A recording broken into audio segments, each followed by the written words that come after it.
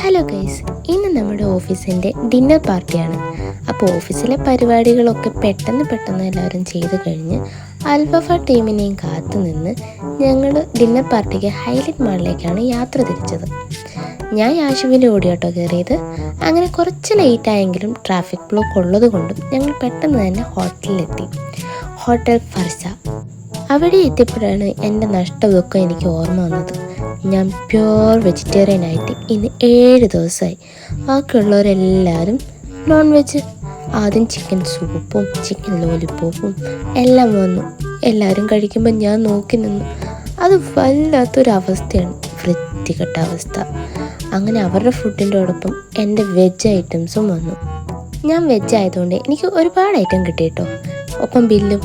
പിന്നെ കുറച്ച് നേരം ഞങ്ങൾ അവിടെ തന്നെ റിലാക്സ് ചെയ്ത് ഒരു ഐസ്ക്രീമൊക്കെ വാങ്ങി കഴിച്ചു. അപ്പോൾ വീഡിയോ ഇത്രയേ ഉള്ളൂ. ഇഷ്ടപ്പെട്ടാൽ ലൈക്ക് ചെയ്യുക, ഷെയർ ചെയ്യുക.